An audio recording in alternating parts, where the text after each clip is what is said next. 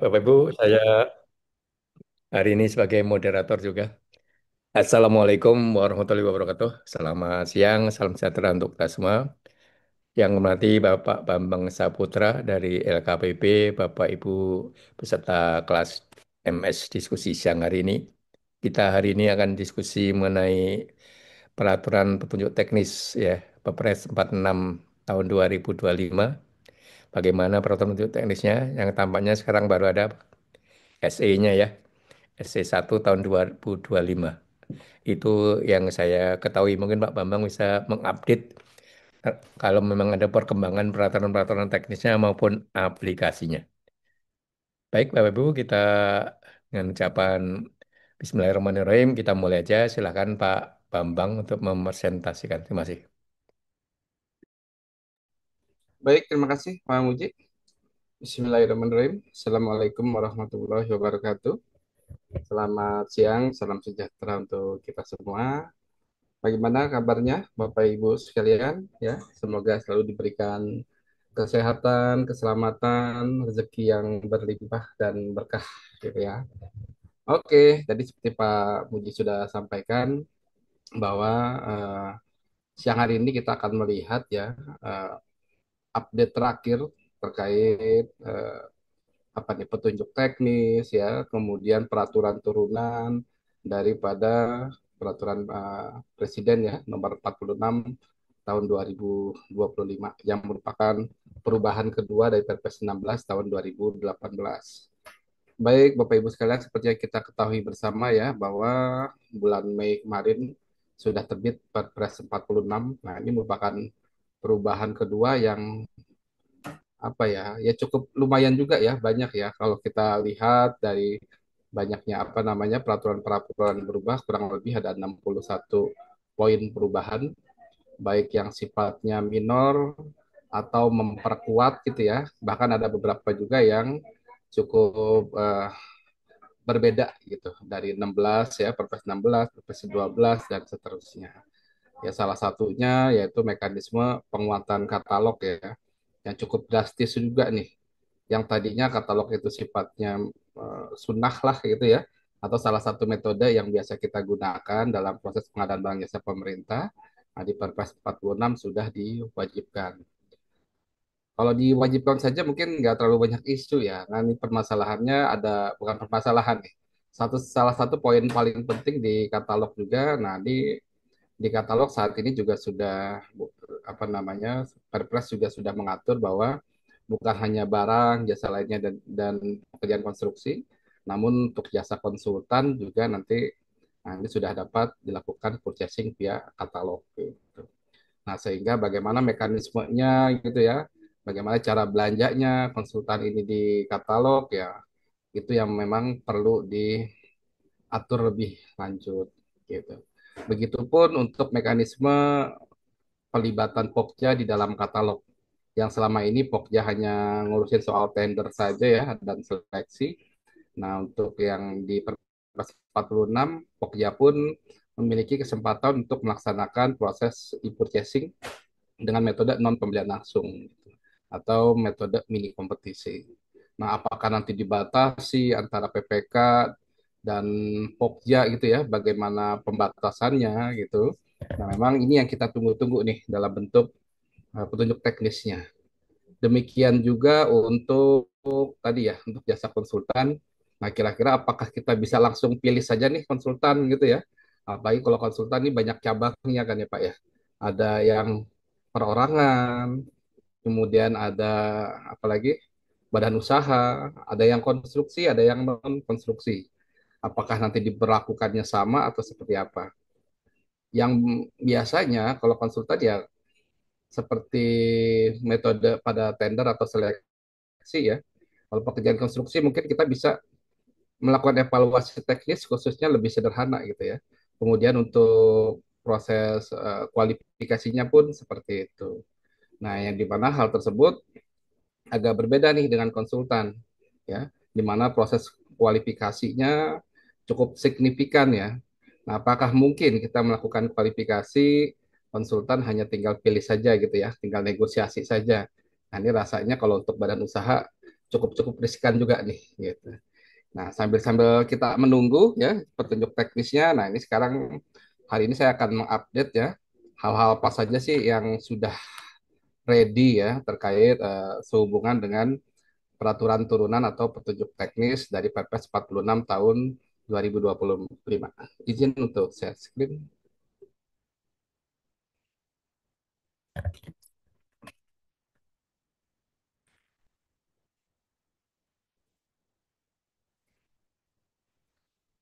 Baik, Bapak Ibu.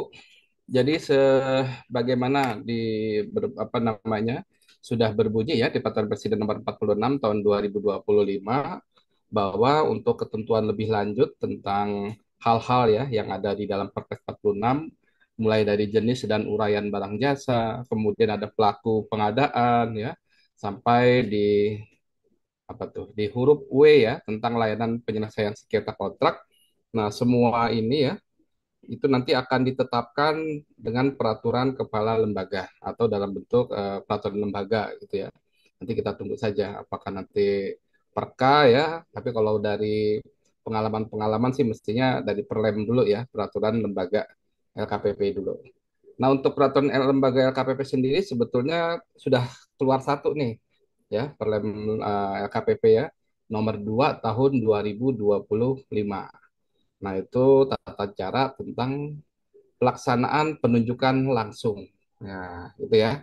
Jadi sebagaimana kita ketahui bersama bahwa penunjukan langsung saat ini nambah nambah apa ya kriterianya ya. Sekarang sudah ditambahkan kriterianya ya salah satunya tentang adanya mekanisme yang berdasarkan instruksi presiden ya. Nah, di dalam Perlem 2 itu sudah apa namanya ada pedoman lah gitu ya atau petunjuk teknis bagaimana kita melaksanakan proses penunjukan langsung. Nah, kemudian bagaimana nih untuk perlem-perlem berikutnya ya, khususnya tadi tentang pelaksanaan jasa konsultan di katalog, kemudian apa namanya tata cara pelaksanaan purchasing untuk Pokja, kemudian bagaimana pengadaan untuk pekerjaan konstruksi ya, pengadaan langsung pekerjaan konstruksi yang sampai dengan 400 juta ya. Nah, bagaimana panduan pelaksanaannya pada masa transisi sebelum keluarnya perlem-perlem tersebut apabila nanti terjadi potensi terjadi kekosongan hukum, kemudian ketiadaan kepastian hukum ya. Nah, terlebih lagi dalam bentuk pelindungan hukum bagi pihak yang terkena dampak perubahan dan seterusnya. Nah, oleh karena itu ya, walaupun di Perpresnya sendiri bilang ya, PA-KPA dipersilahkan nih dalam mengisi kekosongan hukum untuk mengeluarkan pedoman atau petunjuk teknis ya. Ya, kalau ditulis sih sepertinya enak ya PH-PH ya. Cuma rasanya mungkin belum banyak ya, tidak banyak PH-KPA yang berani ya untuk mengeluarkan petunjuk teknis atau pedoman. Nah, oleh karena itu, nah ini muncullah ya surat edaran Kepala LKPP nomor 1 tahun 2025 ya tentang penjelasan atas pelaksanaan Perpres 46 tentang perubahan kedua atas Perpres nomor 16 tentang pengadaan barang jasa pemerintah pada masa transisi gitu. Jadi sudah ada surat edarannya yang ini bisa menjadi pegangan kita bersama. Nah, untuk surat edaran ini memang bertujuan untuk memberikan penjelasan pada masa transisi, menghindari terjadi kekosongan hukum, menjamin kepastian hukum, memberikan perlindungan hukum bagi pihak yang terkena dampak perubahan, dan untuk mempercepat penerapan ketentuan pengadaan barang jasa pemerintah. Nah, di ESE ini juga diatur bahwa surat edaran ini di dalam surat edaran tercantum pelaksanaan aturan Perpres 46 ya dan atau penyesuaian pada aplikasi elektronik atau SPSE ya termasuk juga sistem katalog elektronik. Nah, dalam hal belum terdapat atau mungkin belum diatur di surat edaran ini, maka para pengelola atau pelaksana pengadaan barang jasa ya itu masih dapat mengikuti aturan yang ada sebelumnya ya. Jadi peran-peran sebelumnya itu sebetulnya masih dapat diikuti sepanjang tidak bertentangan dengan peraturan baru gitu ya. Jadi masih diperbolehkan kita misalkan panduan tentang apa nih persyaratan kualifikasi penyedia gitu ya. Nah, itu masih bisa tuh diikutin aturan di Perlem 12-nya. kemudian tahapan, tata cara pengadaan dan seterusnya itu masih kita bisa mengikuti dari perlem-perlem yang sudah keluar sebelumnya. Sepanjang tidak bertentangan dengan Perpres 46. Nah, di dalam SE ini ya, nah ini ada beberapa penjelasan ya, khususnya untuk di pasal 10 ayat 6 yang bicara tentang bahwa KPA ini wajib memiliki pengetahuan ya tentang tugas dan tanggung jawab PPK gitu. Nah, ini kan jadi pertanyaan nih selama ini ya Bapak Ibu ya. Gimana sih yang disebut dengan tahu gitu ya? Nah, apakah cukup iya aja menjawab iya aja gitu ya? Hanya tahu jenis pengadaan saja, jenis barang jasa saja atau seperti apa nih ukurannya gitu ya, patokannya. Nah, ini di SE ini ya, SE nomor 1 sudah diterangkan nih. Jadi ada beberapa hal yang bisa kita terapkan ya. Jadi yang pertama, pengetahuan ini bisa dibuktikan melalui sertifikat kompetensi PPK ya, yang diterbitkan oleh LKPP atau Kementerian Keuangan ya, atau yang sertifikat apa tuh? Nah, saya juga sudah dapat ya, cuma lupa namanya tuh. Eh, pengelola keuangan negara ya. Nah, kalau nggak salah itu ya. Kemudian sertifikat bisa juga ya berbentuk sertifikat pengadaan barang jasa tingkat dasar maupun level 1. Nah, salah satunya juga. Kemudian bisa juga sertifikat kelulusan pelatihan, ya. Sertifikat kelulusan pelatihan pengadaan barang jasa yang diselenggarakan oleh lembaga penyelenggara pelatihan pengadaan barang jasa. Atau yang terakhir, boleh juga ya, sekedar sertifikat kehadiran dalam kegiatan sosialisasi, diseminasi atau BIMTEK pengadaan barang jasa. Gitu. Jadi minimal dia pernah mengikuti deh, gitu ya. KPA minimal pernah mengikuti kegiatan pelatihan gitu. Jadi inilah bukti-bukti yang bisa digunakan gitu. Nah, tersebut sebetulnya masih dikecualikan ya bagi KPA yang telah merangkap PPK sebelum diundangkannya Perpres 46 tahun 2025 ini. Nah, ini kan tanggal berapa sih kemarin ya? Tanggal 10 ya, kalau nggak salah tanggal 8 gitu ya. Nah, kalau sudah ditetapkan ya, nah, PPK ini merangkap dari KPA ya sebelum bulan Mei. Nah, itu masih berlaku nih apa surat penetapannya ya. Jadi tidak perlu dibuktikan tuh dengan dari A sampai dengan D. Nah, ini kurang lebih ya. Nah, ini mudah-mudahan bisa menjadi referensi bagi kita bersama. Nah, kemudian di pasal 44 ya, untuk pasal 44 ayat 8 tentang persyaratan kualifikasi paling sedikit meliputi kinerja penyedia. Nah, ini tambahan sebetulnya ya. Ini adalah poin tambahan di Perpres 46 yang meminta kita untuk memasukkan kinerja penyedia sebagai salah satu persyaratan kualifikasi. Jadi yang kalau yang selama ini kita syaratnya cuma ada 5 atau 6 itu ya, nanti tambahkan jadi memiliki kinerja penyedia. Nah, ini dengan ketentuan sebagai berikut. Bahwa penilaian kinerja telah tercantum di dalam sikap ya. Jadi di inputlah di sikap. Jadi kita bisa menggunakan aplikasi sikap sebagai referensi kinerja penyedia. Nah, apabila belum tersedia atau belum dilakukan penilaiannya oleh PPK, maka dapat dilakukan secara manual sesuai dengan uh, Permen KPP nomor 4 tahun 2021 tentang pembinaan pelaku usaha pengadaan barang jasa pemerintah. Nah, namun karena sikapnya sekarang sudah kan ya, sudah bisa ya, ya seharusnya nggak perlu manual lagi ya. Para PPK tinggal login saja ke aplikasi SPSE-nya ya, kemudian tinggal nge-link ke aplikasi sikap. Namun memang jika pengadaannya dilakukan manual nih yang jadi masalah ya. Kalau pengadaannya minimal pencatatan ya atau dari pengadaan langsung transaksional itu sudah bisa kita masuk ke aplikasi sikapnya. Masalahnya yang dilakukan secara manual ya memang otomatis belum ada juga tuh sikap. Maka penilaian kinerjanya dilakukan juga secara manual. Gitu. Nah, nanti menjadi panduan bagi PPK selanjutnya atau PPK atau Pokja ya, PP atau Pokja ya, ketika kita memasukkan persyaratan kualifikasi penyedia, ya maka nanti bisa diminta nih kepada calon atau peserta pemilihan ya untuk menyerahkan ya informasi tentang kinerja mereka gitu. Kemudian untuk penyedia barang jasa dengan kualifikasi usaha kecil yang baru berdiri kurang dari 3 tahun dan belum memiliki pengalaman untuk paket pengadaan dengan nilai sampai dengan 2,5 miliar ya untuk barang, pekerjaan konstruksi dan jasa lainnya, atau 1 miliar untuk konsultansi. Nah, ini dikecualikan dari persyaratan kualifikasi paling sedikit meliputi kinerja penyedia. Gitu. Jadi tinggal dilihat saja pengalamannya. Kalau dia memang berdiri belum kurang dari 3 tahun, bisa dikecualikan. Nah, yang berikutnya untuk poin ya di pasal 38 ayat 2 dan pasal 41 ayat 2 tentang pelaksanaan purchasing. Untuk pelaksanaan e-processing tetap dapat dilaksanakan melalui toko daring yang merupakan bagian dari katalog elektronik. Nah, ini sudah terjawab sudah ya.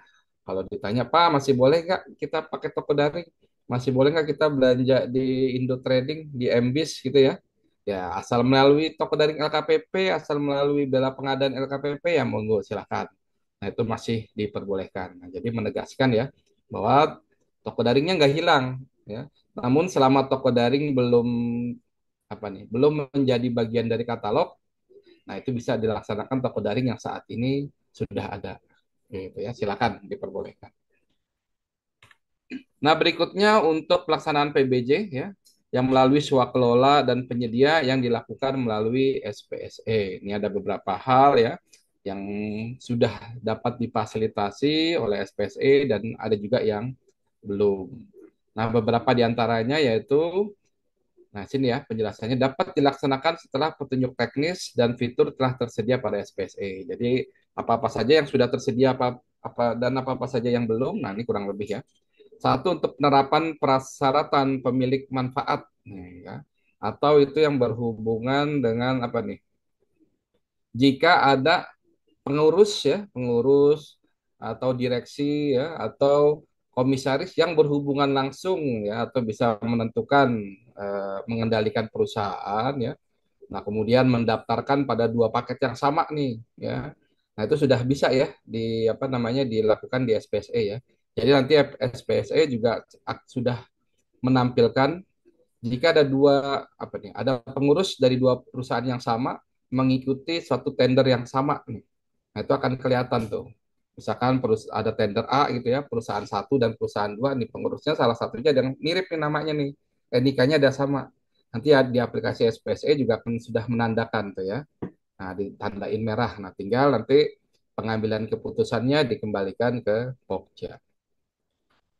Kemudian untuk penunjukan langsung atas permintaan berulang atau repeat order ya untuk barang, jasa konstruksi, jasa konsultasi dan jasa lainnya. Nah, ini sudah dapat dilaksanakan ya menggunakan aplikasi SPSE ya. Jadi penunjukan langsung repeat ordernya sudah dapat dilaksanakan pada aplikasi SPSE. Nah, yang transaksional ya sudah bisa tuh dilaksanakan. Kemudian untuk penilaian kerja sebagai syarat kualifikasi, nah ini juga sudah dapat ya dilaksanakan di aplikasi SPSE. Namun dia memang belum secara default muncul. Ya. Kalau yang secara default muncul itu kan izin usaha tuh ya, kita tinggal nambahin KBLI, kemudian nanti ada persyaratan pengalaman, kita tinggal ngisi berapa tahunnya ya. Kemudian syarat apa lagi tuh? Manajerial, memiliki staf manajerial ya, tenaga ahli dan lain-lain kan sudah ada.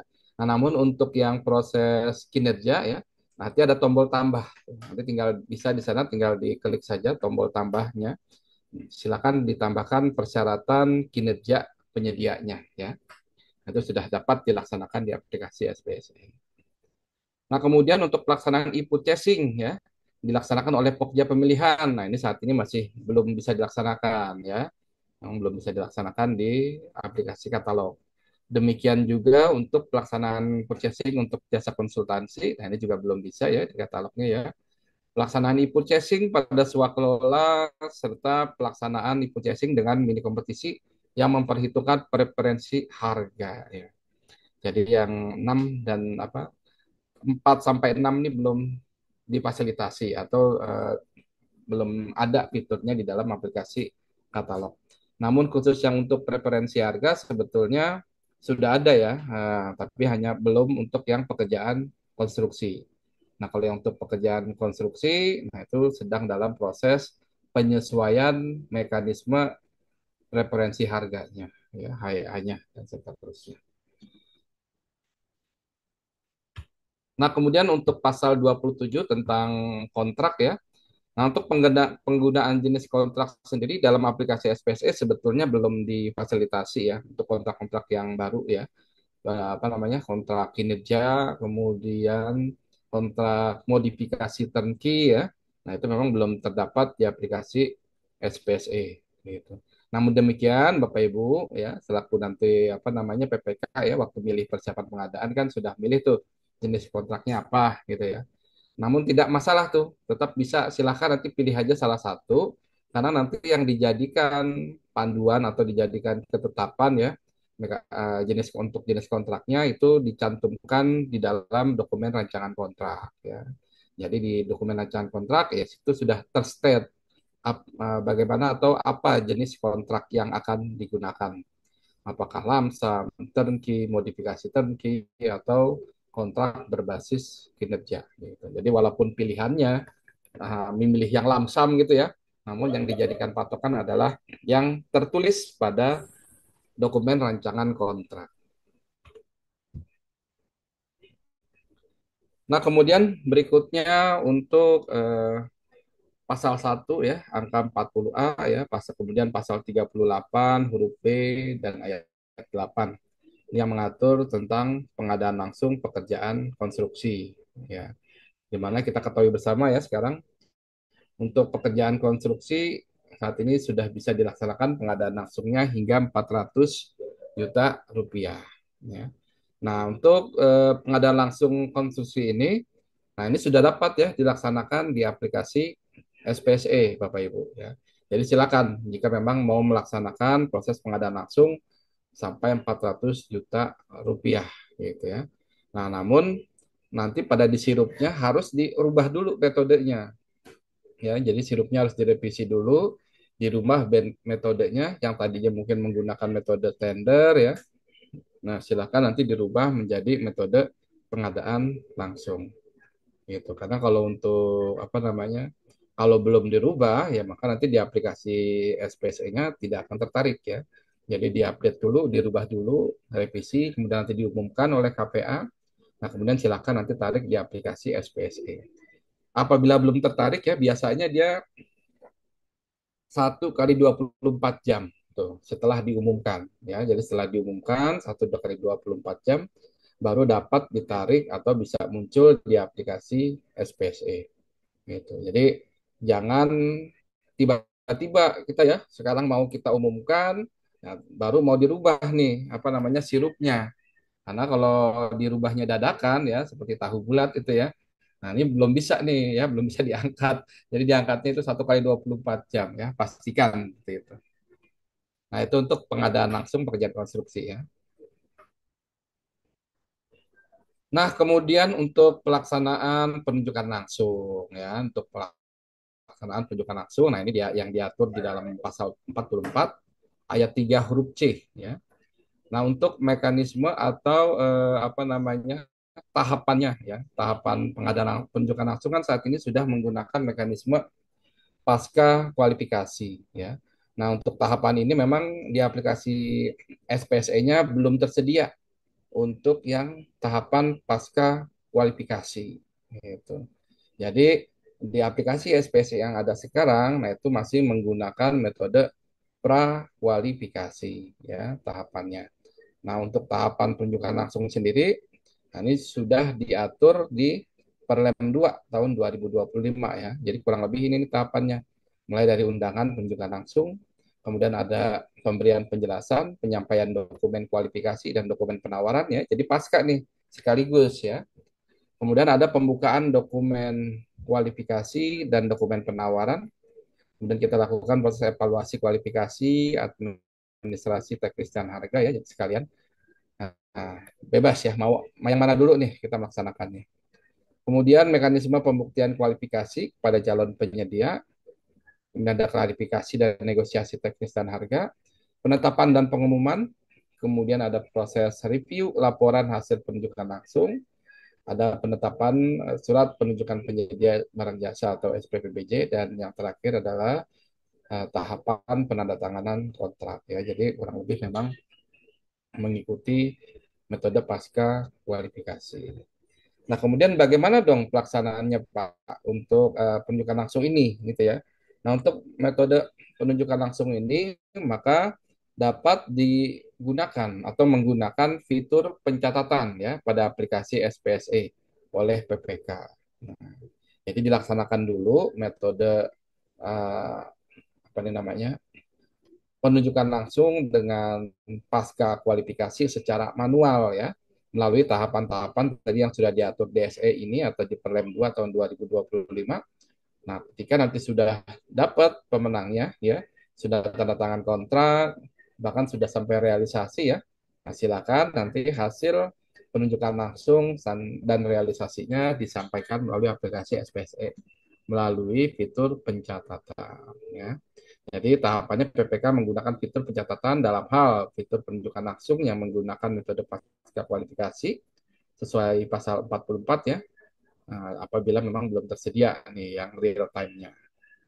Kemudian pengadaan langsung pekerjaan konstruksi atau jasa lainnya yang paling sedikit di atas 50 juta dan pengadaan langsung jasa konsultansi yang telah dilaksanakan secara non transaksional sebelum Perpres 46 tentang perubahan kedua atas Perpres 16 ya diundangkan.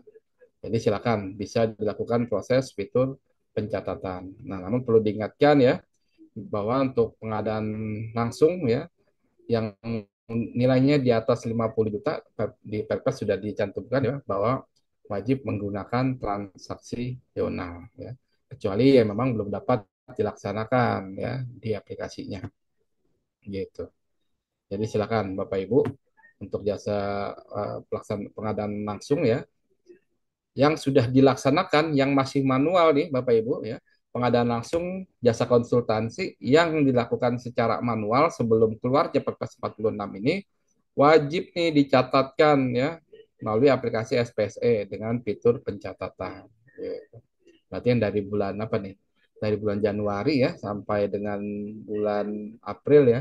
Kalau belum dilaksanakan menggunakan apa secara transaksional ya di aplikasi SPSE, realisasinya mohon dicatatkan di aplikasi SPSE ya menggunakan fitur pencatatan. Nah, kemudian untuk yang terakhir ya, untuk pasal 67 ayat 4 tentang preferensi harga pekerjaan konstruksi ya. Jadi untuk preferensi harga yang diberikan pada pekerjaan konstruksi melalui metode tender ya dengan ketentuan diberikan pada penawaran dari peserta pemilihan terhadap komitmen untuk memenuhi ketentuan batasan minimum nilai TKDN sesuai dengan keputusan Menteri PU ya dan Perumahan Rakyat tentang batas minimum tingkat komponen dalam negeri jasa konstruksi beserta perubahannya. Nah, kemudian batas minimum TKDN bukan merupakan persyaratan yang menggugurkan penawaran peserta ya. Jadi nanti dimintakan komitmennya ya, kira-kira berapa persen sih tingkat kandungan dalam negerinya. Di mana nanti pada saat setelah selesai pekerjaannya ya. Nah, ini sih seharusnya ada proses pembuktian TKDN-nya. Nah, ini biasanya kita bisa melibatkan supplier independen lah ya, Sukopindo, supplier Indonesia dan seterusnya. Nah, ini untuk menilai pemenuhan terhadap komitmen pekerjaan yang sudah disampaikan. Nah, itu kurang lebih Bapak Ibu ya, hal-hal yang menjadi yang dapat kita gunakan nih sebagai panduan atau referensi pada saat masa transisi sebelum dikeluarkannya Perlem ya, Perlem Peraturan Lembaga KPP. Nah, dari peraturan dari Perpres 46 tahun 2025. Nah, kurang lebih demikian Pak Muji. Jadi memang belum terlalu banyak ya informasi yang saat ini keluar ya. Dari informasi yang saya dapatkan ya dari teman-teman dari bagian kebijakan, jadi kurang lebih mungkin sekitar 1 bulan atau 2 bulan lagi ya. Nah itu yang sedang apa nih, yang akan keluar ya. Sebentar nih saya nyontek dulu nih. Ada beberapa perlem ya yang segera keluar. Itu tentang sebentar. Jadi oh ini. Jadi perlem tentang swak kelola ya. Kemudian nanti pengadaan barang jasa desa. serta pengadaan barang jasa yang dikecualikan gitu. Jadi itu dulu nih kayaknya dalam waktu dekat yang akan segera keluar gitu ya. Ya mungkin karena dari segi apa ya peraturannya juga mungkin belum terlalu banyak yang berubah ya. Cara mekanisme pengadaan swaklola, kemudian pengadaan barang jasa desa serta pengadaan barang jasa pemerintah untuk yang dikecualikan. Mungkin itu dulu Pak Muji yang bisa saya sampaikan. Mungkin nggak sampai 45 menit ya, tapi mungkin kita bisa banyak tanya jawabnya mungkin. Begitu dulu mungkin saya kembalikan dulu ke Pak Muji. Satu minggu. Terima kasih. Ya, Bapak Ibu, demikian penyampaian dari Pak Bambang Saputra ya dari LKPP mengenai SE1 ya tahun 2025 mengenai SE transisi ini. Salah satunya kita bisa tangkap bahwa pengadaan langsung ya, sebentar ini suara Jadi gua. batik aja lah. Ada berapa? Ya, bahwa pengadaan langsung sampai 400 juta sudah bisa dilaksanakan sekarang ya. Oke, ada pertanyaan sampai di sini atau ada tanggapan dari para peserta? Sebelum peserta menanyakan, Mbak Bambang saya ingin memastikan lah, Ya, apakah silakan sikap Pak. ya, apakah hasil penilaian sikap itu digunakan untuk pengadaan langsung maupun e-processing? Padahal e-processing itu kan berkali-kali, Pak, penyediaannya harus sudah dinilai sikap belum di e-processing. Ya, terima kasih Pak Bambang. Oke, baik ya Pak Muji. Ya, jadi kalau kita lihat ya di Perpresnya kan bahasanya itu sudah mencantumkan kriteria kinerja penyedia gitu ya sebagai salah satu persyarat syarat minimum ya untuk kualifikasi penyedia gitu. Jadi otomatis nih sudah bisa digunakan gitu. Yang khususnya yang menggunakan aplikasi SPSE ya. Baik itu jasa konsultan ya atau pekerjaan konstruksi dan lain-lain. Nah, itu kapan kita bisa melaksanakannya nih? Bagaimana cara melaksanakannya? Nah, itu ketika kita tentu saja melaksanakan secara real time ya. Jadi nanti di mekanisme pada saat mekanisme pembuktian ya, nanti kita bisa lihat kinerja si penyedianya nih, nanti akan terhubung ya melalui aplikasi Sikap. Nah, mengenai syaratnya sendiri memang belum diatur, apakah nanti harus baik ya di atas baik gitu ya, atau harus sangat baik ya. Nah, itu belum diatur memang. Cuma kalau kita melihat berkaca kepada peraturan tentang repeat order ya. Nah, itu kan syaratnya minimum baik gitu. Jadi ya harus nanti dilihat. Jadi mulai dari PP-nya nanti kemudian kemudian Pokja ya. Nah, ini harus mensyaratkan ya. Jadi dalam aplikasi SPSE di bagian apa namanya persyaratan kualifikasi harus ditambahkan tuh di tombolnya bahwa nanti mensyaratkan minimum memiliki kriteria baik. Kemudian untuk yang tadi yang apa namanya yang baru berdiri ya kurang dari 3 tahun, nah itu nanti bisa dikecualikan. Nah, yang jadi permasalahan memang untuk proses yang di katalog nih, Bapak Ibu sekalian ya. Karena kalau di katalog untuk versi 6 nih kayaknya untuk penilaian kinerjanya masih belum ya, belum ya. Nah, ini masih belum ya. Kemudian di versi 5 sudah nih. Nah, permasalahannya memang belum banyak ya penyedia yang melaksanakan proses penilaian kinerja penyedia di katalog gitu. Jadi banyak juga memang paket-paket yang belum sampai selesai ya. Nah, namun nanti kita bisa lihat nih di bagaimana nanti mekanisme di katalognya ya, tunggu di perlemnya kira-kira seperti apa. Nah, kalau sekarang sih bagi Bapak Ibu yang melaksanakan purchasing ya, ya sudah selama masih bisa dibeli ya sudah langsung apa silakan dibeli saja. Karena kita beranggapannya kualifikasinya saat ini memang dilakukan oleh pengelola katalog nih gitu ya kualifikasi penyediaannya. Cuma ya lebih baik kalau memang memiliki ini rekam jejaknya ya lebih baik seperti itu. Jadi nanti kalau misalkan belum dilaksanakan tadi ya kalau sesuai SE-nya ini kan apabila belum di input di sikap ya kita bisa lah apa namanya meminta secara manual ya penilaian yang sudah dilakukan secara manual gitu. Jadi kalau kita selaku PPK pun ya seharusnya kita juga sudah memiliki ya penilaian bagi penyedianya nih gitu. Jadi akan mengamankan kita sendiri lah gitu ya supaya nanti ketika ditanya ya kita sudah punya nih, oh punya nih penyedia katalog ini sudah punya ada apa namanya kinerja sudah pernah kita buatkan lah gitu. Nah, ini akan lebih aman karena kalau bicara perpres kan yang bicaranya umum ya, tidak membedakan mana penyedia yang di katalog, penyedia yang pengadaan langsung atau tender ya atau pemilihan seleksi ya. Nah, jadi oleh karena itu silakan nanti masing-masing sudah memiliki penilaian terhadap penyedianya. Nah, ini pun sama nih Pak yang sedang dilaksanakan di LKPP ya. Nah, jadi di inspektorat sekarang juga sudah bertanya kepada para PPK apabila ada penyedia yang belum pernah dinilai, nah itu diminta untuk segera dinilai ya, yang sudah berkontrak di tahun lalu ya. Nah, itu sudah kita nilai semuanya para penyedianya, khususnya memang yang di pengadaan langsung dan pemilihan melalui SPSE. Kalau di katalog kan cenderung masih aman ya, karena tahun lalu kita masih menggunakan katalog di versi 5 itu kan ada kinerjanya tuh, ada bintang-bintangnya ya. Nah, itu silakan nanti apakah nanti mau pilih yang bintang 3,5 ke atas atau bintang 4 ke atas, nah, itu memang yang belum diatur. Mungkin itu Pak Muji. Oke, Pak. Ini saya tanya lagi ya. Silakan Untuk Pak, ambil nunggu yang kerjaan lain nih. konstruksi ya. Kerjaan konstruksi. Hmm, Ini pekerjaannya umurnya sudah 5 tahun. Berarti dia Oke, harus punya sikap juga. Punya penilaian sikap. Mau sudah lima perbaikan. tahun ya Pak. Ya, Oke, contohnya 5 tahun. ya baik. Jadi kalau emang 5 tahun ya mau nggak mau nih harus punya apa? Bukan punya sikap Pak, gitu ya. Dia harus memiliki sudah memiliki rating atau kinerja penyedianya. Nah, kalau memang belum pernah dibuat di sikap ya, ya maka nanti kita perlu melakukan konfirmasi nih kepada si penyedia tersebut ya. Jadi misalkan pada saat pembuktian kualifikasi gitu ya, atau lagi proses evaluasi kualifikasi, nah ini datanya dilihat nih di sikapnya ada nggak gitu ya. Kalau di sikapnya memang belum ada, kemudian kita bisa lihat dari pengalaman-pengalamannya ya. Nah, nanti waktu pada tahapan klarifikasi ya, kita bisa meminta nih kepada penyedianya kita klarifikasi, coba dilihat kinerjanya.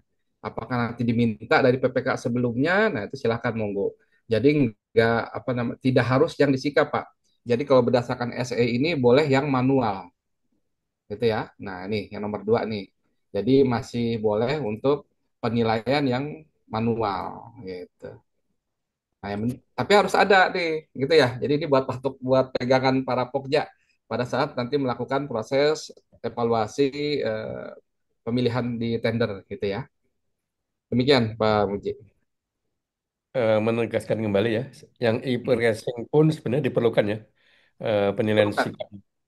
Cuman Iya, yang versi 6 ini mungkin belum terfasilitasi gitu ya. benar, benar, Pak. Jadi versi 6-nya belum terfasilitasi, gitu. Tapi jadi ini diutamakan dulu mungkin ya khususnya untuk yang tender ya, untuk proses tender, untuk pengadaan langsung gitu ya. Nah, ini untuk pegangan para pokja dan PP-nya nih. Mana coba dilihat sudah menyertakan nggak persyaratan kinerja penyediaannya. Gitu. Oke, Pak Bambang ini di, belum ada yang resen, ada di chatting nih dari Bu Masriah. Bu Masriah bisa tampil langsung menanyakan. Bu Masriah ini kalau nggak salah dari Kementerian Kesehatan ini. Apakah Iya setelah Pak, ya silakan Bu, langsung aja Bu. izin Pak.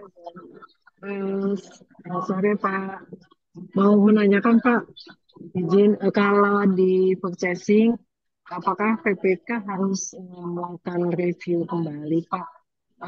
Misalnya sudah memilih gitu ya calon penyedia, terus kita harus melakukan review atau apa ya verifikasi sebelum apa melakukan apa surat pesanan. Karena soalnya saya pernah pernah melakukan purchasing itu terus ditanyakan gitu kan sama Mm-mm. tim APH, Mm-mm. ibu melakukan review tidak sebelum melakukan pesanan gitu. Sebenarnya ada ketentuan seperti itu tidak sih Pak gitu. Terima kasih Pak Oke, izinnya. baik Bu Mas. Ya. Nah, Ya, yang kemarin ditanyakan itu untuk review apanya nih Bu? Kualifikasinya kah atau apanya? Eh, jadi ya calon penyediaannya itu Pak. Mm-mm. Jadi saya bisa Yang saya di, waktu itu kan gagal jadi gagal melakukan kom ya di kompetisi Mm-mm. terus akhirnya Oke, penunjukan langsung di purchasing udah oke. selesai gitu kan. Wah, melalui negosiasi selesai sampai dengan pelaksanaan. Nah, kemudian kan ada pemeriksaan tuh ceritanya. Jadi ditanyakan prosesnya gitu. Ditanyakan, Ibu melakukan review tidak dengan calon penyedia? Pak, bukannya saya menjawab, bukannya kalau sudah apa di katalog itu sudah terverifikasi gitu. Ya, ya. Oke, iya, baik. Jadi Saya mau tidak ketentuan melakukan secara ini ya, enggak mengambil ya. sikap atau apa gitu kan. Karena kan saya sudah PPK gitu. Oke. Ya Pak. Oke, baik Bu Mas Ria. Ya. Jadi untuk pelaksanaan di purchasing memang ya, nah saat ini kita masih karena belum ada aturan yang baru ya. Nah, kita masih berpedoman menggunakan KEPK 177 ya tahun 2024 gitu ya. Atau kalau mini kompetisi itu ada di nomor 3 ya tahun 2024 juga kalau nggak salah ya. Saya jadi lupa nih tahun-tahun ini terlalu banyak nih tentang katalog ya. Nah, namun demikian untuk memang kalau untuk proses mini kompetisi, nah itu memang kita diminta ya setelah nanti hasil eh, mini kompetisinya kita melakukan verifikasi kembali. Nah, Hmm. apa sih yang dilakukan verifikasi? Nah, khususnya terhadap apa nih namanya nih kualifikasi yang memang nanti belum clear nih gitu. Nah, kalau secara aplikasi sih sebetulnya sudah clear ya, sudah jelas gitu ya untuk kualifikasi tentunya. Nah, yang perlu diklarifikasi adalah nanti terutama kalau kualifikasi dulu deh.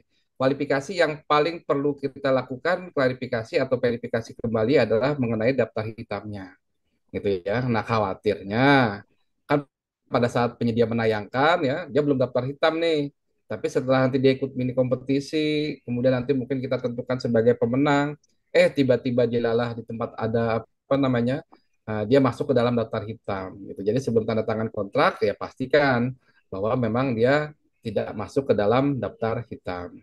Nah, kemudian terkait produk. Nah, terkait produk di mini kompetisi kan sifatnya masih penawaran ya.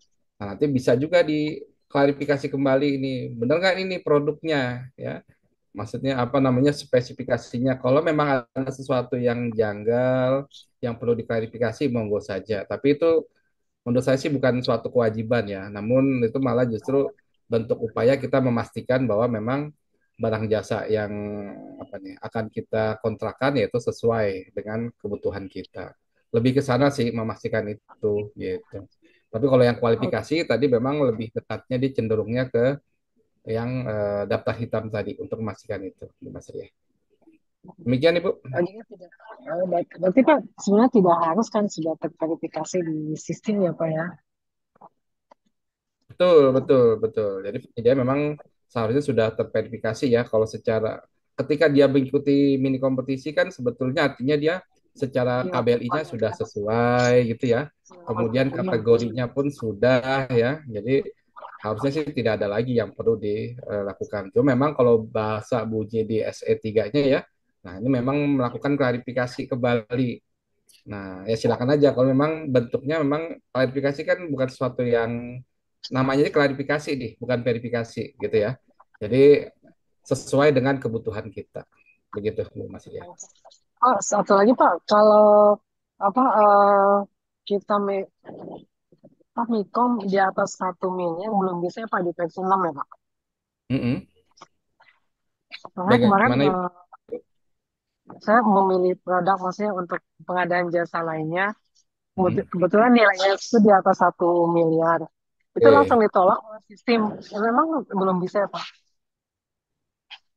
Minicom ditolak oleh sistem ya Bu ya. Iya di sistem. Oke, oke. Jadi memang ini kayaknya mungkin baru ya. Jadi dulu sih sebetulnya masih boleh boleh boleh saja ya. Tidak ada Di batasan versi nilainya 6 ya sih Pak. untuk mini kompetisi. Iya, Di versi baik. Jadi kebetulan di saya baru nyoba juga. Oke, baik. Ya, jadi versi 6 ya, sejak mini kompetisinya bisa ya, sebetulnya sih memang nggak ada ini, nggak apa, bisa-bisa saja di atas 1 miliar. Cuma memang beberapa hari yang lalu ya, seminggu atau 2 minggu lalu lah, saya kurang ingat ya tepatnya kapan. Memang sedang ada Ya. penyesuaian nih, Bu, ya, khususnya untuk Oh, mekanisme pemeringkatan, kemudian penentuan HEA dan seterusnya, gitu. Jadi mungkin itu karena sedang ada penyesuaian eh, terhadap pemeringkatan ya supaya nggak terjebak nanti ya takutnya nanti jadi salah ya dari tim Gopteknya. Jadi sepertinya fiturnya masih ditahan dulu sementara Bu Mas Riah gitu. Uh, Baik Pak, Gitu supaya nggak terima kewalahan. kasih. Ya, baik Pak, terima kasih atas Baik, penjelasannya. Jadi kayak ini juga. baik, Soalnya sama Bu Mas. ada ini Pak, ada pengalaman itu soal dipertanyakan harus verifikasi, harus review gitu Pak. Ya. Aduh, Itu harus jelas Bu. Nanti kalau ada pertanyaan itu harus jelas dulu nih yang diverifikasi apa gitu ya. Nah, iya, silakan. iya. Kalau Dari yang itu mulai sih dia nggak ada. menanyakan Mas. dari mulai calon penyedia sampai ke produk sampai keseluruhan pas seluruh prosesnya. Gitu sih. Oke, baik Baik Ibu. Pak, terima Silakan. kasih Pak. Penjelasannya. Sama-sama Terima Ibu. kasih. Oke, Bu Mas ya. Sebelum pada penanya berikutnya, Pak Bambang, saya ingin menegaskan ini toko daring ya. Toko Hmm. daring itu kalau kita belanja ke Shopee itu termasuk toko daring ya? Contohnya Shopee lah. Nah, Saya baik. ada Ya, itu. ya, kalau sekarang Pak, kalau masih mengikuti apa namanya aturan yang ada gitu ya. Nah, yang disebut toko daring karena memang LKPP ini menyelenggarakan kan ya. Penyelenggara toko daring kan sekarang LKPP. Nah, namanya itu adalah toko daring ya. Di dalamnya itu nanti ada beberapa kanal, salah satunya yaitu bela pengadaan gitu. Nah, jadi yang mana nih yang bisa kita sebut toko daring? Ya sudah yang dibuat oleh LKPP gitu. Jadi yang belum apa bukan di LKPP gitu ya, Tokopedia, Shopee, nah itu bukan termasuk dalam toko daring LKPP. Sampai saat ini sih begitu. Sebelum ya mungkin nanti ke depan ya, ketika nanti ada aturan baru ya mungkin jadi semua dibebasin atau seperti apa. Nah ini belum belum ada sih. Tapi kalau informasinya ya sebagian memang menyatakan ya ke depan bisa jadi semuanya juga masuk tuh toko daring gitu. Cuma kalau kita bebaskan saat ini ya Shopee, Tokopedia, nah itu kan tidak ada batasannya tuh ya penyedia-penyedia apalagi nggak ada kualifikasi kan. Nah itu masing-masing semua. Nah itu nanti yang memang perlu apa deh, perlu mekanisme lebih lanjut. Nah kalau sekarang sih paling aman kita ngikutin toko daring yang ada di LKPP. Kalau Shopee masuk di toko daring ya silakan monggo. Nah tapi tetap harus loginnya yang dilewat bela pengadaan dulu gitu. Dulu memang Shopee masuk nih salah satunya ya. Cuma kayaknya terakhir dia mengundurkan diri dari bela pengadaan KPP deh. Gitu. Jadi kayaknya belum bisa. Termasuk Tokopedia juga belum gitu. Begitu Pak Muji. Oh ya, masih Pak Bambang. Siap, Sekarang sama-sama. yang resen Pak Sarifudin. Pak Sarifudin, silakan Pak disampaikan pertanyaannya. Ya, izin Pak. Kedengaran ya Pak Muji. Oke Pak, Bapak dari mana Pak? Dari salah satu pelaku usaha Pak di Kota Parepare Pak Sulsel. Oh penyedia Pak ya. Oke, oke, silakan Ya. Pak. Iya Pak. Iya, makasih Pak Muji ya. Assalamualaikum Pak Bambang. Waalaikumsalam warahmatullahi Ya. wabarakatuh. Izin Pak, ini sedikit keluar dari tema hari ini Pak, tapi masih berkaitan mengenai pemberlakuan versi 6 Pak. Nah, terakhir untuk eh, katalog di versi 6 untuk konstruksi kan sudah ada bina marga dengan sumber daya air Pak.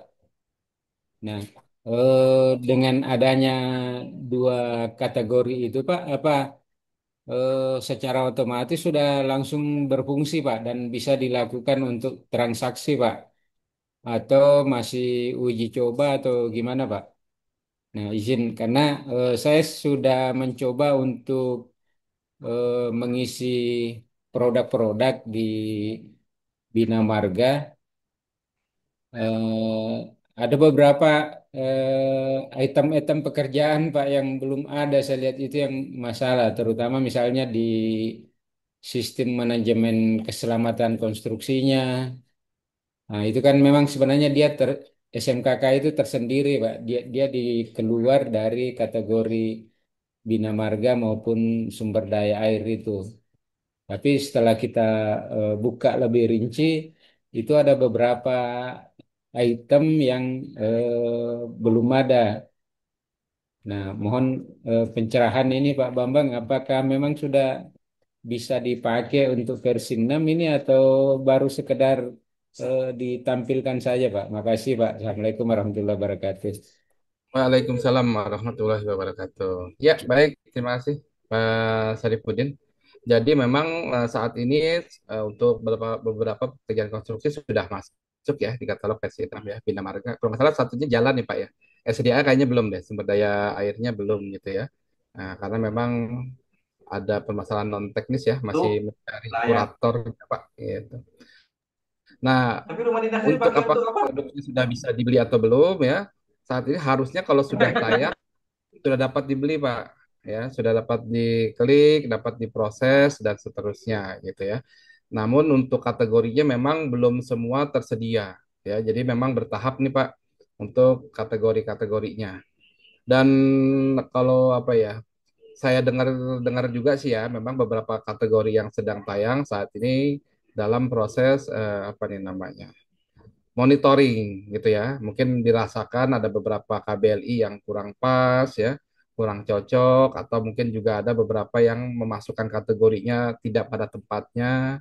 Nah, oleh karena itu memang dari kategori-kategori yang ada, selain menunggu kategori-kategori lainnya ya yang akan segera masuk. Nah, untuk yang sudah tayang juga masih dalam beberapa kategori ya, masih dalam proses peninjauan gitu Pak, untuk supaya lebih lebih firm lagi lah untuk KBLI-nya.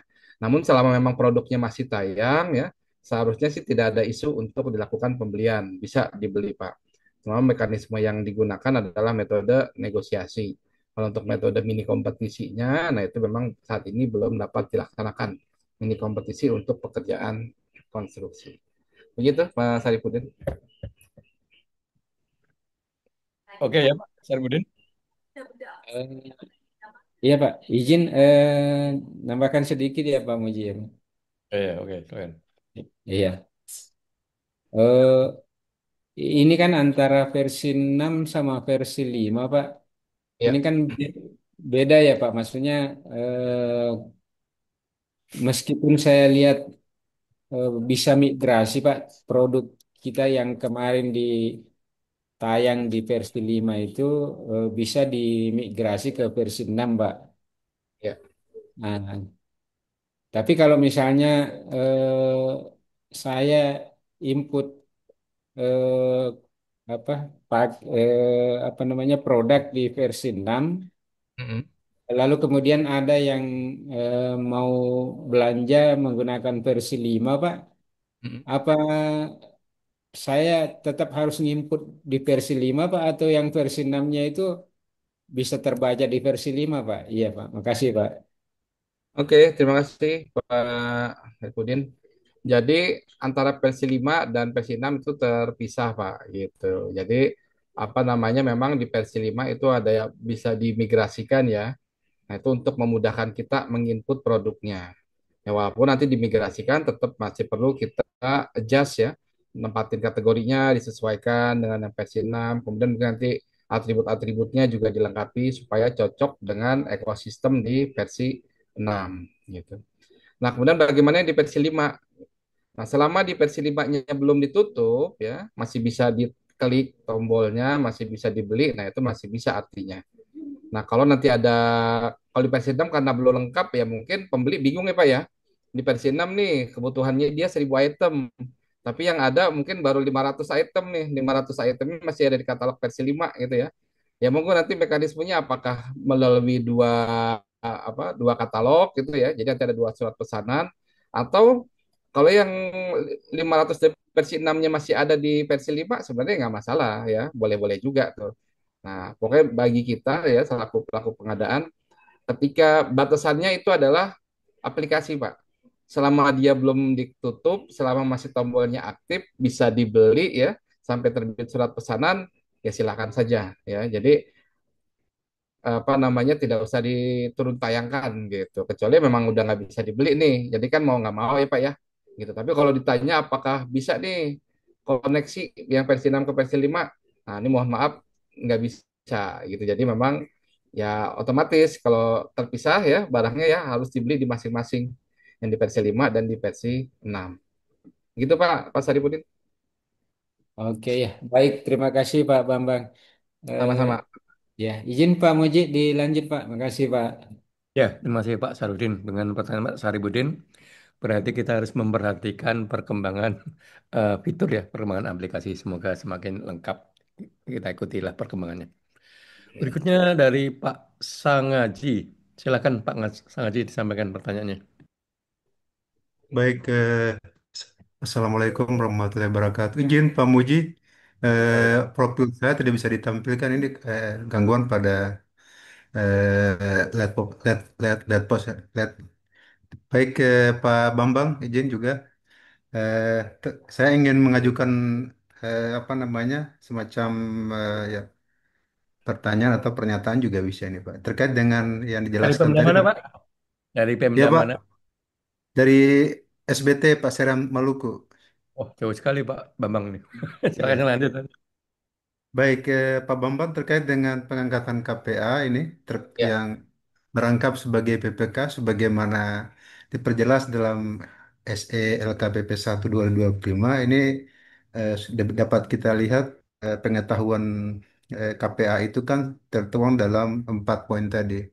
Nah, Ya. kita di daerah pasca eh, terbitnya Perpres 16 ini kemudian SK KPA juga terbit setelah eh, Perpres 46 2025 ini juga. Jadi ada beberapa OPD-OPD yang di kita atau teman-teman yang dia angkat sebagai KPA sama sekali tidak memenuhi itu. Secara ininya tidak memenuhi.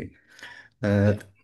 namun dalam prakteknya tetap dieksekusi saja. Akhirnya tetap KPA yang bersangkutan tetap jalan saja. Nah, Ya. terkait dengan KPA ini yang legal standingnya peningkatan KPA ini kan berdasarkan kalau untuk daerah PP 12 2019 dan Permendagri 77 2020 terkait dengan misalnya ini KPA itu kan harus diangkat dari sisi jabatan strukturalnya, kepala unit kerjanya. Lalu di lapangan juga masih di luar itu, artinya tidak memenuhi persyaratan dari sisi eh, pemenuhan peraturan perundangan terkait pengelolaan daerah, kemudian dari satu sisi juga dari sisi pengadaannya juga tidak memenuhi, secaranya belum memenuhi lah begitu. Lalu karena ada di beberapa teman-teman kita juga ada sebagian tidak diusulkan dari jabatan fungsional. Nah, ini begitu. Kemudian KPA yang dari itunya tidak diusulkan. Nah, memang ada dinamika dinamika yang terjadi yang kita lihat seperti itu. Kayak- Jadi mungkin Pak Bambang, saya ingin eh, menyampaikan saja, kira-kira kalau dampak dari sisi entah administrasinya atau dari sisi hukumnya itu kira-kira seperti apa kalau di ini lebih banyak ke daerah, Pak. Ini terkait dengan misalnya kalau kita ditunjuk sebagai KPA yang tidak memenuhi persyaratan-persyaratan, kira-kira dari sisi administrasi dan hukumnya itu bisa seperti apa atau apa dampak daripada kita yang ditunjuk dengan apa namanya tidak memenuhi kriteria itu. Artinya dari sisi kitanya yang ditunjuk misalnya sebagai KPA tetapi tidak memenuhi prosedur-prosedur yang baik itu pengelolaan keuangan daerah untuk untuk pemerintah daerah atau dari sisi pengadaan barang dan jasanya. Misalnya terkait dengan Perpres 46 tadi. Mungkin itu saja pertanyaannya Pak Bambang, Pak Muji. Terima kasih. Oke, baik. Terima kasih Pak Sangaji. Nah, ini agak ngeri-ngeri juga nih ya pertanyaannya ya. Nanti berarti KPA ya, memang KPA yang merangkap ya sebagai PPK gitu ya Pak ya. Atau yang hanya PPK-nya saja nih Pak, tanpa merangkap gitu. Merangkap, Pak. Merangkap ya. Ya, Ya, oke. karena Kalau di yang daerah PPK, itu tetap merangkap Pak. Karena untuk ah, tidak merangkap karena PPK kita punya sertifikasi kompetensi PPK-nya nggak ada sama sekali. Jadi ah, pasil. Ya. iya. Jadi kompetensi PPK-nya aja nggak ada ya Pak ya. Ya, apalagi apa namanya? Kalau apalagi hanya di PPK kan saja gitu kan ya. Makanya dirangkapkan dengan KPA ya supaya menggugurkan ya mungkin ya bagi sebagian menggugurkan kewajiban sertifikat kompetensinya gitu ya. Nah, ya makanya itu Pak keluarlah sebetulnya ini SE ini ya atau di Perpresnya gitu ya. Jadi bicaranya memang sangat sangat loose banget ya, sangat longgar lah gitu. Ya bahwa PPK yang menjabat apa yang KPA yang menjabat sebagai PPK, maka kewajiban pengetahuan terhadap ke-PPK-annya gitu ya, yang minimal hanya tahu gitu. Nah, jadi ya aturannya gini nih Pak. Jadi dari sertifikat ya sampai minimal sertifikat kehadiran. Nah, kalau tadi ditentukan dia diangkat menjadi PPK-nya ya sebelum adanya Perpres ini, ya maka diperbolehkan tuh Pak, masih tidak diatur gitu ya, belum diwajibkan memiliki memiliki pengetahuan ke PPK-an. Nah, ketika Perpres ini sudah muncul ya, nah, kemudian apa namanya ditunjuk lagi sebagai KPA atau PPK, ya memang jadinya bisa jadi bermasalah gitu ya. Nah, kalau yang ringan sih ya, ya mungkin permasalahannya dari segi administrasi, misalkan pemeriksaan. Nah, di bagaimana nih PPK melaksanakannya kan. Nah, itu juga kan sebetulnya perlu pembuktian nanti ya. Mungkin pemeriksa pasti kan nanya-nanya nanti ya terhadap PPK dan seterusnya. Ya mungkin dari pemeriksaan itu ternyata ya dianggapnya PPK mampu, dianggapnya PPK tahu dan seterusnya. Nah itu bisa juga jadi justifikasi gitu ya. Nah cuma memang baiknya sih dengan adanya SE ini, karena juga sudah dipermudah ya, sampai terakhir sertifikat kehadiran ya, ya baiknya nanti ya kalau sudah jalan, belum ada paket ya diusahakanlah untuk memilih minimal mengikuti kehadiran. Nah ini saya nggak tahu nih Pak, kalau kegiatan yang seperti ini ada sertifikatnya nggak nih ya? Nah ini kalau udah dapat sertifikatnya berarti udah gugur tuh Pak kewajibannya Pak Sengaji ya. Nah sudah Iya. dapat sertifikat dari Pak Muji gitu ya, dari Muji Santosa ya sudah. Itu berarti sudah bisa berlaku tuh, bisa digunakan. Berarti sudah punya nih kita sertifikat kehadiran gitu. Nah, bisa sampai yang ekstrim gitu ya Pak. Mungkin nanti bisa ekstrim ketika kita melakukan proses pengadaan, penandatanganan kontrak gitu ya. Nah, kemudian tidak memiliki nih ABCD gitu ya. Ya mungkin nanti ada LSM atau apa ya yang menuntut ya. Nah, ini memang jadi panjang bisa perkaranya ya. Apakah nanti pekerjaannya bisa dianggap apa namanya cacat hukum atau yang lainnya ya. Nah, itu ya repot kan jadinya kan ke sana kan. Jadi ya minimal ya sudah karena sudah dientengin ya memiliki sertifikat kehadiran ya lebih baik ya untuk memiliki lah minimal sertifikat kehadiran mengikuti sosialisasi, BIMTEK atau apapun. Nah, di AKPP juga sebetulnya kan biasanya setiap minggu ya itu ada kegiatan sosialisasi pentas atau COP ya. Nah, banyak juga tuh selain di LKPP juga banyak ya kegiatan-kegiatan pelatihan pengadaan yang ya sifatnya sederhana gitu, pengetahuan-pengetahuan micro learning lah yang berapa hanya jam gitu ya. Nah, itu kadang-kadang ada yang mengeluarkan sertifikat, kadang-kadang enggak ya. Minimal kalau kita pernah ngikutin ada screenshotnya ya terlibat dalam kegiatan sosialisasi, ya itu masih lumayan lah, masih mending gitu. Supaya nggak kosong sama sekali. Nah, mungkin itu Pak Sangaji. Baik, Pak Bambang mungkin terkait dengan legal standing KPA ini kan kalau ngacunya ke PP 12 ini di luar P12 ya. konteks pengadaan ya. Ini dengan Permendagri 77. Itu kalau tidak dipenuhi juga, artinya karena legal standing KPA ini kan dari untuk daerah kan dari situ Pak. Lalu Oke. misalnya kalau tidak ya seperti itu. Iya Pak. Ya jadi kalau di kita ya Pak ya, kalau di LKPP kan memang ya ini yang memang sekarang suka ada perbedaan ya masalah apa PPK ya, kemudian PPTK dan seterusnya. Nah kalau di peraturan presiden tadi ini Pak, jadi kita memang me, apa ya namanya melonggarkan ya, jadi sampai minimal ya sertifikat kehadiran.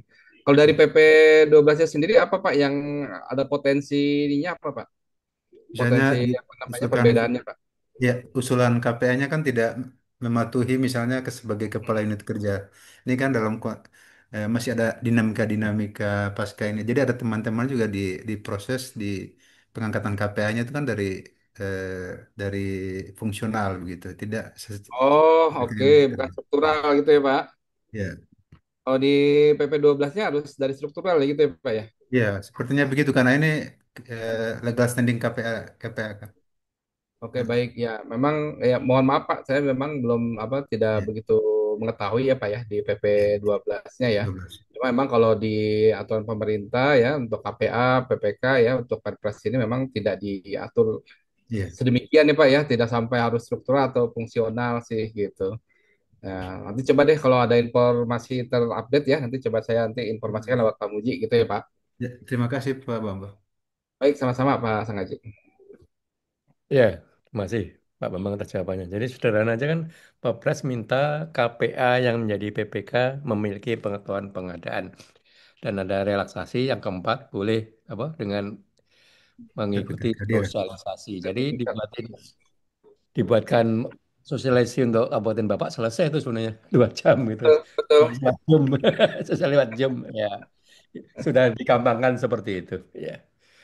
Oke, pertanyaan berikutnya dari Bu Anis Ratna. Silakan Bu. Baik, Bapak. Terima kasih. Izin oke, Bapak. Bismillahirrahmanirrahim. Assalamualaikum warahmatullahi wabarakatuh. Tadi kebetulan saya sambil di jalan. Hanya memastikan saja, Pak, untuk pekerjaan e-purchasing yang di dalam Perpres 46 dilakukan oleh Pokmil. Ini kriterianya bagaimana dan kondisinya bagaimana? Apakah memang kelihatannya e-purchase yang dilakukan PPK di atas 200 ini tidak ada lagi ya Pak ya? Mungkin Pak, terima kasih. Oke, baik. Ya, Bu Anis Ratna ya. Jadi memang di Perpres 46 disebutkan bahwa eh, Pokja ya dapat melaksanakan metode e-purchasing yang non pembelian langsung ya. Jadi memang bahasanya ada istilah baru ya, non pembelian langsung. Nah, sudah dikonfirmasi ya oleh bagian kebijakan umum ya, Pak Direktur, Pak Emin. Jadi yang dimaksud adalah yang non negosiasi gitu ya. Jadi arti katanya adalah mini kompetisi gitu. Jadi nanti Pokja dapat melakukan proses purchasing untuk mini kompetisi. Nah, kenapa sih ya Pokja melaksanakan mini kompetisi gitu ya? Nah, sebenarnya datangnya itu ya karena kondisi kita saat ini ya, di mana purchasing nah ini sudah semakin menjadi primadona ya, pekerjaan konstruksi juga sudah masuk, yang nilainya memang ya luar biasa ya, nggak kayak dulu. Mungkin kita pandangan kita terhadap purchasing kan pekerjaan-pekerjaan sederhana, barangnya juga resikonya nggak terlalu besar, kemudian nanti untuk pengawasannya mungkin nggak terlalu apa ya, nggak terlalu kompleks dan seterusnya gitu. Yang ketika pekerjaan konstruksi masuk ya udah nggak sesederhana itu lagi gitu ya, apalagi proses pelaksanaannya dan seterusnya.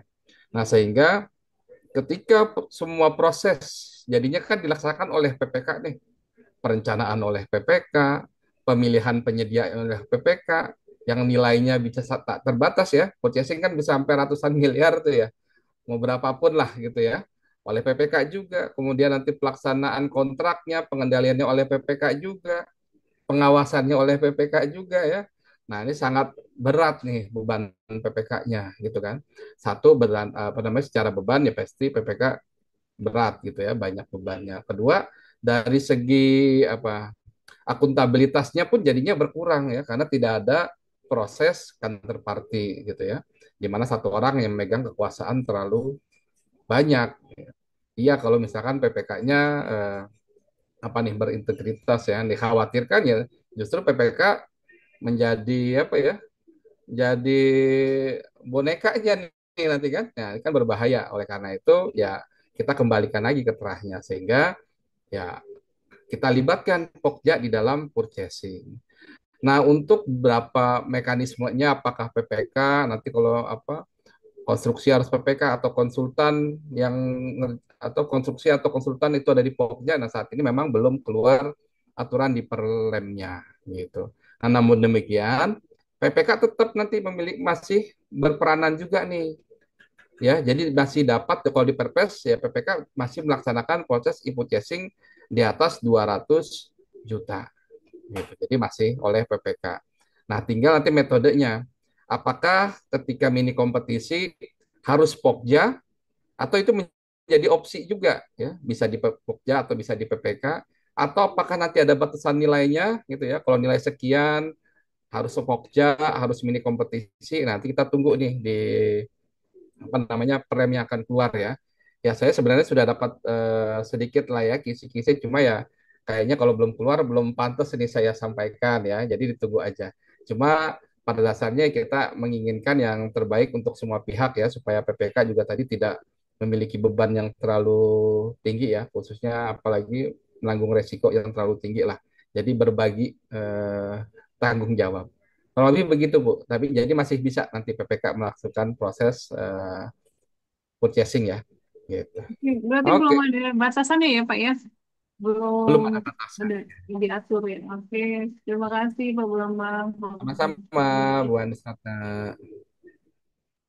Oke, berikutnya pertanyaan dari Bu Yuliati mengenai jaminan pelaksanaan yang Mm-mm. e-book racing di atas 200 juta. Kapan itu jaminan pelaksanaan diminta atau diberikan? Oke. Nah, ini ya. Ya, baik. Nah, jaminan pelaksanaan kapan diberikan ya? Kalau ngikutin yang aturan nama kan jaminan pelaksanaan di apa? Jaminan pelaksanaan diberikan ya pada saat proses apa nih namanya nih? Mau pelaksanaan gitu ya atau di penawaran. Nah, nanti berarti untuk di purchasing pun sama nih. Ketika nanti sudah ada proses negosiasi ya atau mini kompetisi, nah yang pasti kita harus mendapatkan jaminan pelaksanaan sebelum penandatanganan kontrak ya. Jadi kalau udah deal nih negosiasinya atau sudah ditentukan pemenang mini kompetisi, maka sebelum melakukan proses SPN penandatanganan kontrak, penyedia wajib menyetorkan jaminan pelaksanaan. Bagaimana mekanismenya? Saat ini di katalog memang belum ada tempatnya ya, jadi nanti masih bisa dilaksanakan, disampaikan secara manual. Namun di katalog sebetulnya ada tuh tombol apa tuh namanya ya, SSKK, SSUK. Nah, nah, memang tombolnya itu sih yang baru bisa ngupload dari PPK ya. Jadi nanti jaminan pelaksanaannya silakan disampaikan ke PPK. Nanti PPK dapat menguploadnya tuh di tempat SSKK atau SSUK supaya nanti terarsip di situ ya jaminan pelaksanaannya begitu. Jadi sebelum tanda tangan kontrak ya, Ibu. Begitu, Pak. Ya, apa ya? Oh, Bu Yuliati mau apa? Izin Silakan. melanjutkan pertanyaannya, Pak, Ya, silakan. terkait itu. Dari mana, Bu? Ya, Dari izin mana? melanjutkan pertanyaan. Dari Yang Pemda mana? pertanyaan dari Kabupaten Karanganyar, Bapak. Oh, Karanganyar. Ya, ya. Untuk penyedia penyedia jasa di saat Mm-mm. mencari jaminan pelaksanaan tadi kan memerlukan surat seperti penunjukan sebagai penyedia. Oh ya. Nah, Mm-mm. pada saat pada titik pengadaan barang di purchasing itu Mm-mm. kan tidak ada penunjukan sebagai penyedia jasa ya, Pak. Nah, dasar untuk penyedia itu nanti mencari kita memberi dokumen berupa apa, Bapak? Seperti Ya. itu. Terima kasih. Ya, terima kasih Bu Yuliati. Ini pertanyaan yang baik ya. Jadi nanti silakan nanti kita bisa bikinin format seperti SPPBJ Bu, gitu. Jadi PPK silakan ya bikin apa namanya surat pengantar lah gitu ya. Memang kita tidak ada formatnya, cuma paling gampang ya bikin seperti SPPBJ saja, surat penunjukan penyedia barang jasa gitu ya. Kemudian nanti bisa melampirkan ringkasan negosiasi itu atau summary dari pelaksanaan pekerjaannya Bu ya, pelaksanaan pekerjaan, summary dari negosiasi atau detail pesanannya. Nah itu bisa digunakan sebagai dasar penyedia mengajukan jaminan pelaksanaan. Gitu Ibu. Sementara di luar sistem dulu ya, Pak. Di luar sistem, betul Ibu. Ya, oke. Ya. Terima kasih Bapak Baik, informasinya. sama-sama Ibu. Oke, berikutnya dari Ibu atau Bapak nih, Asriana Sution. Kalau di pekerjaan konstruksi biasanya kan setelah tanda tangan ada namanya PCM, penyedia Hmm. menyampaikan program mutu. Ya, kalau Ya. ini melalui e-processing, apakah ada program mutu? Kalau nggak ada nanti berantakan ya. Gimana Pak? Silakan. Oke, baik ya. Ya, jadi untuk program mutu kan sebetulnya di SPSE juga nggak ada tuh, ya. Jadi kan kalau secara di aplikasi bentuk e-kontraknya ya hanya SPPBJ, kemudian nanti ada kontrak dan lain-lain ya. Nah, untuk di purchasing ya sebenarnya sama saja. Kita menggunakan metode apa namanya? Ya pada umumnya lah gitu ya untuk dalam pengendalian atau pelaksanaan kontrak. Silakan nanti sebelum apa namanya penandatangan kontrak atau kick off meeting ya sampaikan program mutunya. Nah itu nggak mesti di aplikasi ya. Jadi jadikan arsip saja ya buat pegangan. Jadi ketika nanti dibutuhkan ya dalam pemeriksaan atau arsip ya atau bersamaan juga nanti laporan penyedia gitu ya. Nah itu bisa dijadikan satu bundling ya, jadi satu arsip gitu. Jadi PCM-nya sih monggo tetap diadakan gitu ya. Jadi jangan dibatasi ya, walaupun purchasing nggak ada tempatnya nih gitu. Tapi ya bukti-bukti semuanya tetap harus dimiliki lah Pak. Gitu. Saya pun begitu, jaga-jaga, menjaga diri sendiri lah Pak. Begitu Pak, mungkin Ya, jadi kita bertindak bagaimana sebaiknya ya, betul. walaupun peraturan mungkin tidak sampai ke sana menyebut-nyebutnya. Berikutnya mengenai Iya. e-voting yang dilaksanakan oleh Pokja, syaratnya apa? Yaitu mini kompetisi. E-voting yang dilaksanakan oleh Pokja itu syaratnya apa? Oh, oke. E-purchasing yang dilaksanakan oleh Pokja itu syaratnya apa? Jadi syaratnya ya pasti nanti diminta oleh PPK gitu ya. Jadi nanti harus dinodinkan dulu oleh PPK ya. Apakah nanti ada melibatkan di aplikasi, apakah nanti melibatkan kepala KPBJ, nah itu belum ketahuan. Jadi mungkin ya harusnya sih sama ya urut-urutannya. Nah, jadi yang pasti yang bisa dilaksanakan hanya mini kompetisi ya, bukan negosiasi. Kalau PPK kan boleh ya, mau mini kompetisi, mau negosiasi. Saat ini belum ada syarat ya, bebas saja kapan. Pokoknya saya mau negosiasi aja ya monggo aja. Saya mau negosiasi, mau mini kompetisi aja ya monggo aja. Kalau Pokja nggak ada jalan lain, hanya mini kompetisi gitu. Nah kemudian ya nunggu ditugaskan lah oleh kepala KPBJ. Begitu kurang lebih Pak. Bang, kalau ditugaskan oleh Pokja mini kompetisi, apakah PPK masih bisa melakukan mini kompetisi juga? PPK sendiri masih bisa melakukan mini kompetisi. Ya, tadi yang saya sampaikan Pak Muji sebetulnya kan belum diatur ya. Cuma kalau saya dengar-dengar sih informasinya masih bisa. Kayaknya ada kemungkinan ada dibedakan berdasarkan jumlah nilai Pak. Gitu ya. Tapi nanti kita tunggu sampai realnya bagaimana ya Pak ya. Eh, Oke. Ini pertanyaan dari Bu Putu, pengadaan baju seragam. Ternyata di etalase atau kategori ada terpisah baju laki-laki dan baju untuk perempuan. Apakah seperti itu paketnya jadi satu atau dipecah itu? Oke, ya. Jadi nanti di mini kompetisinya ya walaupun kategorinya berbeda, nah kita bisa menginput apa ya? Dua atau lebih dalam kategori yang berbeda gitu. Jadi nggak mesti dipisah. Jadi satu aja bisa. Nanti tinggal pilih tuh item satu dari kategori pakaian pria gitu ya. Nanti item dua dari kategori pakaian wanita gitu. Jadi nggak perlu dipisah. Jadi gabung saja.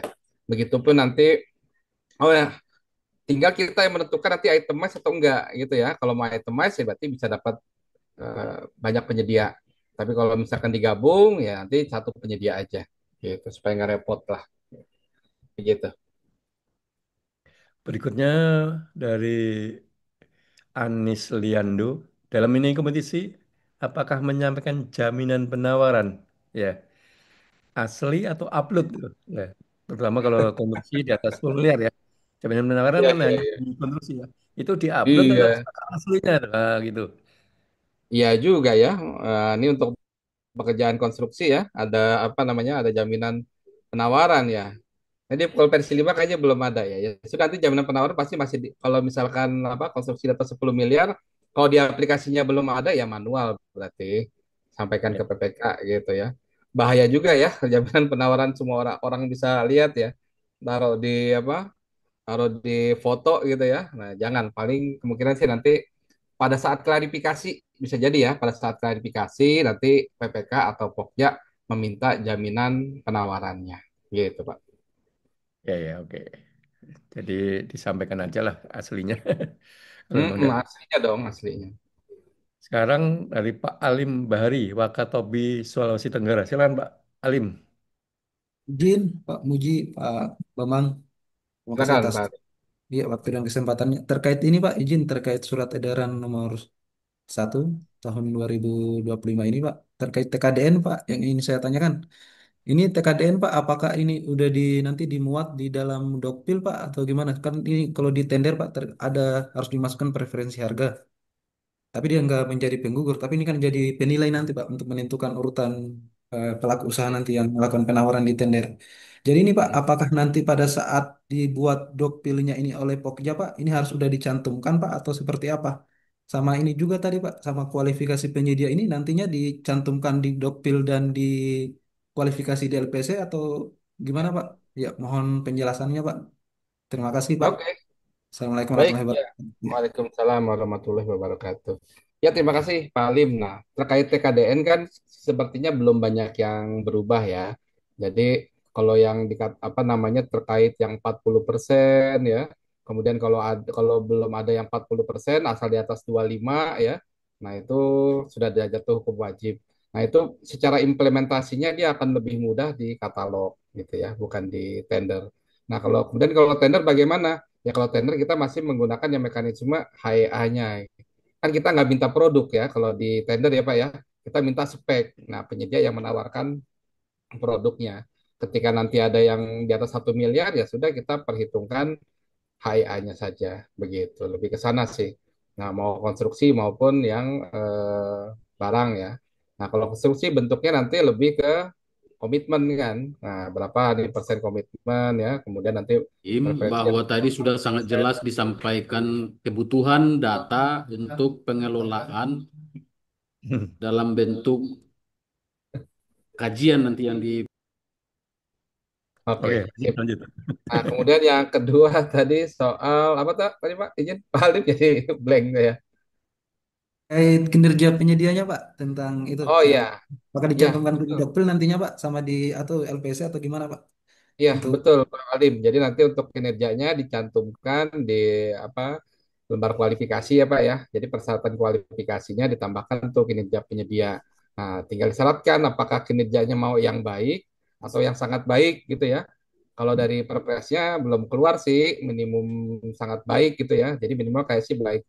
Kalau kita mengaca kepada aturan tentang repeat order ya, gitu minimal baik gitu. Gitu Pak Alim. ya Pak. Oke. Makasih Pak atas ilmunya. Sama-sama Pak Alim. Ini ada pertanyaan terakhir, Pak. Kapan Minikom untuk Pokja difasilitasi sistem? Ya, baik. Secepatnya Pak. Jadi sekarang lagi dipikirkan mekanisme pembuatan akun Pokja-nya dulu nih, gitu ya. Nah, pembuatan akun sambil nunggu perlem. Nah, ini kan khawatir juga nih kalau di aplikasinya sudah ada perlemnya belum ya. Takutnya nanti berbeda. Nah, ini biar apa namanya paralel penyiapan akun Pokja dan aturannya. Ini kayaknya Pak Tommy PPK nih ya udah khawatir nih pengen ngasih ke Pokja aja kayak ini ya. Demikian mungkin Pak Muji. Ya, bahasa kampung saya ini bocah ke susu. Jangan buru-buru. Buru Oke, Pak. ada pernyataan ini waktu udah berakhir mungkin dari Pak Bambang bisa membuat closing statement pernyataan kegiatan hari ini. Silakan Pak Bambang. Oke, baik. Terima kasih Pak Muji. Ya, Bapak Ibu sekalian, jadi dengan sudah terbitnya Perpres 46 gitu ya, memang kita masih menunggu nih aturan-aturan petunjuk teknis ya yang perlu dilaksanakan. Nah, walaupun demikian, jangan sampai dengan ketiadaan aturan-aturan turunan kita menjadi menghambat pekerjaan kita. Silahkan menggunakan mekanisme ya seperti di SE nomor 1 ini bahwa masih menggunakan aturan yang lama selama tidak bertentangan dengan apa namanya Perpres gitu ya. Kemudian untuk poin-poin yang sudah tersedia ya silahkan dimanfaatkan. Mulai tadi pengadaan langsung 400 juta untuk pekerjaan konstruksi, kemudian pencatatan, penunjukan langsung dan yang lainnya. Terima kasih banyak. Jika ada kekurangan, kesalahan saya mohon maaf yang sebesar-besarnya. Terima kasih atas perhatiannya. Saya kembalikan ke Pak. Ya, terima kasih Pak Bambang. Demikian Bapak Ibu, berarti kita harus monitor peraturan-peraturan yang akan terbit maupun mencermati perkembangan aplikasi. Ya, demikian penyampaian dari Pak Bambang. Semoga kegiatan kita bermanfaat. Silahkan Bapak Ibu absensi ya.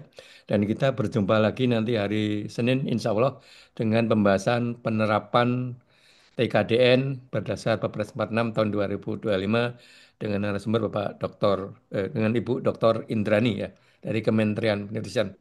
Terima kasih Pak Bambang, kita bisa saling meninggalkan forum ini. Sampai jumpa lagi, sehat selalu. Sampai jumpa, saya selalu